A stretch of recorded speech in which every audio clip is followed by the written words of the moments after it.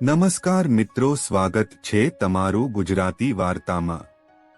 બુદ્ધિશાળી તે છે જે સાચા સમયે સાચો નિર્ણય લે છે, સાચું કામ કરે છે અને સાચા સમયે સાચી વાત કહે છે।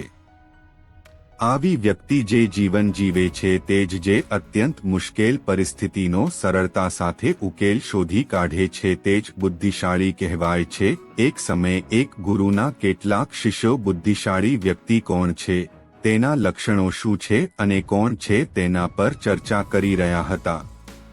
આવામાં ગુરુએ હસીને કહ્યું, બુદ્ધિશાળી વ્યક્તિ તેના કેટલાક ગુણોને કારણે બુદ્ધિશાળી કહેવાય છે। બુદ્ધિશાળી વ્યક્તિમાં આ 12 ગુણો જોવા મળે છે। પ્રથમ તો બુદ્ધિશાળી લોકો પોતાની માતાનું રહસ્ય કોઈને કહેતા નથી। બુદ્ધિશાળી લોકો જાણે છે કે શું છે।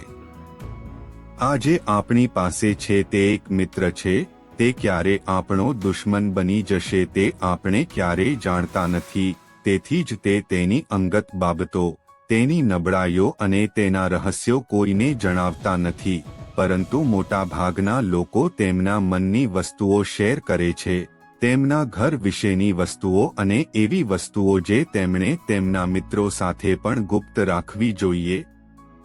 પડોશીઓ આ વાત સંબંધીઓને કહે છે અને પછી જ્યારે ખરાબ સમય આવે છે ત્યારે તેઓ છેતરપિંડીનો શિકાર બને છે અને પછી આ લોકો આ માટે બીજાને દોષી ઠેરવે છે। બુદ્ધિશાળી વ્યક્તિનો બીજો ગુણ એ છે કે બુદ્ધિશાળી લોકો દરેક સાથે વાત કરે છે અને તેઓ આવું એટલા માટે કરે છે કે તેઓ દરેકના અનુભવમાંથી શીખી શકે। તેઓ સમજે છે કે કોઈ પણ ક્ષેત્રમાં સફળ વ્યક્તિ તેમને વાસ્તવિકતા કહી શકે છે। માત્ર થોડીક મિનિટો કે તેમને પોતાની જાતે શીખવામાં વર્ષો લાગશે। સાથે જ એક બુદ્ધિશાળી વ્યક્તિ બીજાની સફળતાની સાથે સાથે બધું શીખવાનો પ્રયત્ન કરે છે અને હકીકતમાં આ તે વસ્તુ છે જે શીખવામાં મદદ કરે છે। તે મૂલ્યવાન છે કારણ કે જો વ્યક્તિ શોધી કાઢે છે કે કઈ વસ્તુઓ કામ કરતી નથી, પછી તેનું સંપૂર્ણ ધ્યાન અને સખત મહેનત તે વસ્તુઓ પર કેન્દ્રિત થશે જે ખરેખર કાર્ય કરે છે અને જે તેને તેના લક્ષ્ય સુધી લઈ શકે છે। ત્રીજો ગુણ, બુદ્ધિશાળી લોકો કામ પૂર્ણ થયા પછી બીજાને કહે છે, જ્યારે મૂર્ખ લોકો કામ શરૂ કરતા પહેલા જ બધું 2 વાર તપાસી લે છે। બુદ્ધિશાળી લોકો સમજે છે કે વારંવાર પોતાની જાત સાથે કામ કરવાથી આપણી અંદર કામ કરવાની શક્તિનો વિકાસ થાય છે। આજે ઠંડી પડી રહી છે અને એક વાત એ પણ સમજવા જેવી છે કે શું છે એવી વ્યક્તિને આપણા ભાવિ કાર્ય વિશે કહેવાનો મુદ્દો જે આપણા કાર્યનો ભાગ નથી અને જો ભૂલથી આપણે આપણા ભાવિ કાર્ય વિશે કહી દીધું હોય તો જો આપણે આ બાબત એવી વ્યક્તિને કહીએ કે જે આપણું ભલું ઈચ્છતી નથી, તો પછી તે આપણને કામમાં સફળતા ન મળે તે માટે પૂરો પ્રયાસ કરશે। તેથી જ કોઈ સમજદાર વ્યક્તિએ કામ પૂરું થાય તે પહેલા દુશ્મનોના કાવતરા અને કોઈ પણ પ્રકારની અડચણથી બચવા માટે અમને જાણ કરવી જોઈએ। તે કોઈને આપતી નથી અને આશ્ચર્યજનક નથી। દરેક વ્યક્તિ અચાનક પોતાનું કામ પૂરું કરીને, તેથી જ દરેક વ્યક્તિ આવી વ્યક્તિથી ડરે છે અને દરેક વ્યક્તિ તેનું સન્માન પણ કરે છે। ચોથો ગુણ, બુદ્ધિશાળી લોકો અફવાઓ પર વિશ્વાસ કરતા નથી કે તેઓ કોઈની વાર્તા કે વસ્તુઓ પર આંધળો વિશ્વાસ કરતા નથી। તેઓ પોતાની બુદ્ધિમત્તા અને જ્ઞાનના સ્તરે પહેલા વસ્તુઓને જજ કરે છે। તે ઘટનાઓને પોતાના મગજમાં રાખે છે, તે સત્યના ઊંડાણમાં જાય છે અને કોઈ પણ સત્યને સારી રીતે સમજ્યા પછી જ નિર્ણય લે છે। સામેની વ્યક્તિ ગમે તેટલી મીઠી વાત કરે, ગમે તેટલી ગેરમાર્ગે દોરવાનો પ્રયત્ન કરે, પરંતુ એક બુદ્ધિશાળી વ્યક્તિ જ્યાં સુધી તેની ક્રિયાઓ અને તેના કાર્યો વચ્ચે સમાનતા ન હોય ત્યાં સુધી તેના શબ્દો પર વિશ્વાસ નથી કરતો। સાદા શબ્દોમાં, બુદ્ધિશાળી વ્યક્તિ પણ એક તાર્કિક વ્યક્તિ છે, એટલે કે તે ફક્ત તથ્યો અને પુરાવાઓ પર વિશ્વાસ કરે છે। તે તેની આંખો અને કાનથી વધુ સારી રીતે જાણે છે। તે અન્ય લોકો પાસેથી જે સાંભળે છે તેના પર જ વિશ્વાસ કરે છે. તે લોકોની વાતોને બદલે તેમની ક્રિયાઓ પર ધ્યાન આપે છે. તેથી જ આવી વ્યક્તિ છેતરપિંડીનો ભોગ બને તેવી શક્યતા ઓછી હોય છે. 5મી ગુણવત્તા, બુદ્ધિશાળી લોકો તેમના દરેક કામ સમય અનુસાર કરે છે. તેઓ વધારાના સમયનો પણ સદુપયોગ કરે છે અને આ માટે તેઓ સૌથી મહત્વપૂર્ણ કાર્યોને પહેલા કરે છે. બુદ્ધિશાળી લોકો પૈસા કરતાં સમયને વધુ મહત્વ આપે છે. આ દુનિયામાં એકમાત્ર એવી વસ્તુ છે જે મર્યાદિત છે અને કોઈ પણ રીતે વધારી શકાતી નથી. તેથી જ તેઓ તેમના તમામ કાર્યોની યાદી રાખે છે અને સમયસર પૂર્ણ કરવાનો પ્રયાસ કરે છે. બુદ્ધિશાળી લોકો આળસુ હોય છે અને તેઓ વિલંબને સૌથી મોટું માને છે. તેમના જીવનના દુશ્મન એટલે જ તેઓ પોતાની જાતને ક્યારેય આ બે આદતોનો શિકાર બનવા દેતા નથી. કામને મુલતવી રાખવાની આદત એટલે કે વિલંબ માણસને ક્યારેય આગળ વધવા દેતો નથી. આ એક માનસિક બીમારી છે જે આજકાલ મોટા ભાગના લોકોમાં જોવા મળે છે અને આ જ તેમની નિષ્ફળતાનું સૌથી મોટું કારણ છે. જો તમે પણ કાર્યને મોકૂફ રાખવાની આદતથી પરેશાન છો તો ગુરુએ શિષ્યોને કહ્યું કે બુદ્ધિશાળી લોકોમાં એવો અનોખો ગુણ હોય છે કે તેમને કોઈની સામે કોઈ ફરિયાદ હોતી નથી. તેઓ સમજે છે કે માનવ બનવું એ ભૂલોનું મૂર્ત સ્વરૂપ છે.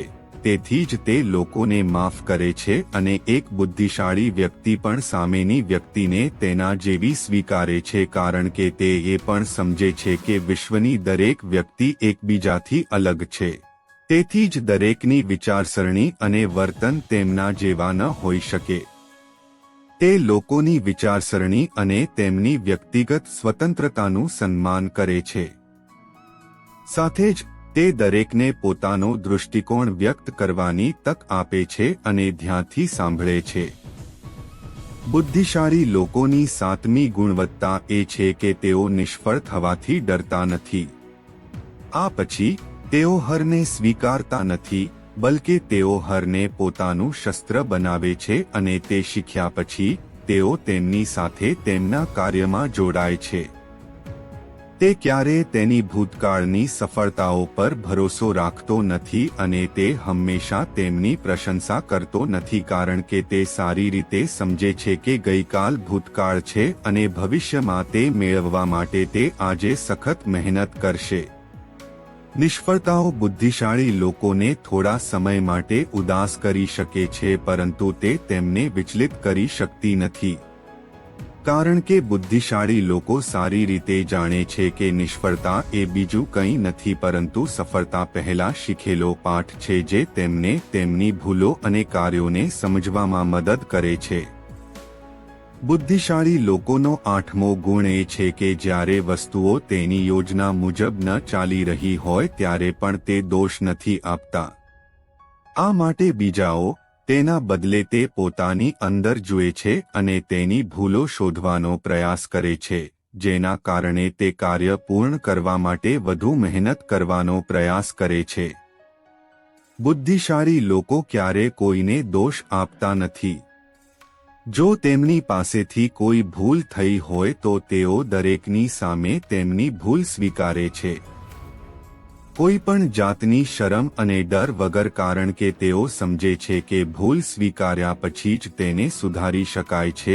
જ્યારે સામાન્ય વ્યક્તિ પોતાની ભૂલ બીજા પર લાદીને છટકી જવાનો પ્રયત્ન કરે છે, જેના કારણે તે પોતાની ભૂલ સુધારીને ક્યારે આગળ વધી શકતો નથી અને સાથે જ આવી વ્યક્તિ પોતાના જીવનની નિષ્ફળતાઓ અને સમસ્યાઓ માટે હંમેશા અન્ય લોકોને દોષ દેતી રહે છે અને ક્યારે પોતાની અંદર જોવાની કોશિશ કરતી નથી. બુદ્ધિશાળી લોકોના સામાન્ય ગુણો હોય છે. વાસ્તવમાં બુદ્ધિશાળી લોકો ખૂબ જ ચિંતનશીલ હોય છે. તેઓ ઘણું વિચારે છે પણ તેમની વિચારસરણી કાલ્પનિક હોતી નથી કે તેઓ ભૂતકાળની કોઈ એક વસ્તુ વિશે વારંવાર વિચારતા નથી. તેઓ કોઈ સમસ્યાનું સમાધાન શોધવાનું વિચારતા હોય છે જ્યારે તે વસ્તુઓ વિશે ઊંડાણપૂર્વક વિચારતા હોય છે. પછી જ્યારે તે વસ્તુઓ વિશે વિચારતો હોય છે તે દરમિયાન તે પોતાની જાત સાથે વાત કરે છે, કારણ કે આ સમય દરમિયાન તેનું મન ખૂબ જ ઝડપથી ધીમું થઈ જાય છે અને તે ઘણી બધી વસ્તુઓ વિશે વિચારે છે. તેઓ ઊંડો વિચાર કરતા હોય છે. 10મો ગુણ, બુદ્ધિશાળી લોકો વર્તમાન વિશે વાત કરે છે. ભવિષ્યનો વિચાર કર્યા પછી જ જ્યાં સુધી કોઈ વ્યક્તિ પોતાની મેળે કરે છે ત્યાં સુધી તેના પોતાના અધિકારો છે અને દરેક સાથે સન્માન સાથે વાત કરે છે. તેમજ બુદ્ધિશાળી વ્યક્તિ આવો નથી. વચનો આપવાનું ટાળે છે જે તે ભવિષ્યમાં પૂર્ણ કરી શકતો નથી. બોલતા પહેલા સમજદાર વ્યક્તિ વિચારે છે કે ભવિષ્યમાં તેના શબ્દોનું શું પરિણામ આવી શકે છે. તેથી જ તે આવી વાતો ક્રોસમાં પણ નથી કહેતો. તેના કારણે તેને ભવિષ્યમાં સમસ્યાઓનો સામનો કરવો પડશે. વાસ્તવમાં આ છે બુદ્ધિશાળી વ્યક્તિની સૌથી મોટી નિશાની કે તે ખૂબ જ સમજી વિચારીને શબ્દોનો ઉપયોગ કરે છે. 11મો ગુણ, બુદ્ધિશાળી લોકોની ઓળખ એ છે કે તેઓ પોતાના કામ અને જીવનમાં એટલા બધા માંગી લે છે કે તેઓ અન્ય લોકો અને અન્ય વસ્તુઓની પરવા કરતા નથી. વિવેક એટલે ગેપ અને અન્યની ખરાબી. તેઓ બગાડ કરતા નથી તેમનો સમય વસ્તુઓ કરવામાં, બલકે તેઓ આ સમયનો ઉપયોગ કંઈક નવું શીખવામાં અને વાંચવામાં કરે છે. તેઓ સતત નવી વસ્તુઓ શીખવા અને પોતાને નિપુણ બનાવવાનો પ્રયાસ કરે છે. આ સિવાય બુદ્ધિશાળી લોકોને પોતાનું કામ જાતે કરવું ગમે છે. તેમને બીજાની દખલગીરી પસંદ નથી તેમના કામમાં. તેથી જ તેઓ તેમના મોટા ભાગનું કામ એકલા કરે છે અને એકાંતમાં મહત્તમ સમય પસાર કરવાનું પસંદ કરે છે. 12મો ગુણ, બુદ્ધિશાળી લોકો તેમનો મોટા ભાગનો સમય લેખન, વાંચન અને સારા વિચારોને મંથન કરવામાં વિતાવે છે. તેથી જ તેઓ વિચારશીલ માનવામાં આવે છે. પ્રશ્નમાં કાવ્ય છે. તેઓ વિશ્વાસના આધારે નહીં પણ તથ્યો પર વાત કરે છે. આ સિવાય બુદ્ધિશાળી લોકો પણ જિજ્ઞાસુ હોય છે અને કોઈ પણ કારણ વગર દરેક પ્રશ્ન પૂછે છે. પરંતુ બુદ્ધિશાળી વ્યક્તિ પોતાના આત્મવિશ્વાસને ઘમંડમાં ફેરવવા દેતો નથી. કંઈક શીખતા રહો અને પોતાને નમ્ર રાખો. ગુરુએ કહ્યું કે આ બુદ્ધિશાળી વ્યક્તિની 12 બંદૂકો હતી જે તેને બીજા કરતાં અલગ બનાવે છે અને જો આ 12 બંદૂકો તમારામાંથી કોઈની અંદર હોય તો તમે બુદ્ધિશાળી વ્યક્તિ છો. શિષ્યો ગુરુની આ વાતથી સંતુષ્ટ થયા. શબ્દો અને આ માહિતી માટે ગુરુનો આભાર માન્યો. જો મિત્રો તમને આ વિડિયો કેવો લાગ્યો તે કોમેન્ટ કરીને જરૂર બતાવજો. તો ચાલો ફરી મળીએ એક નવા વિડિયો સાથે. જય માતાજી.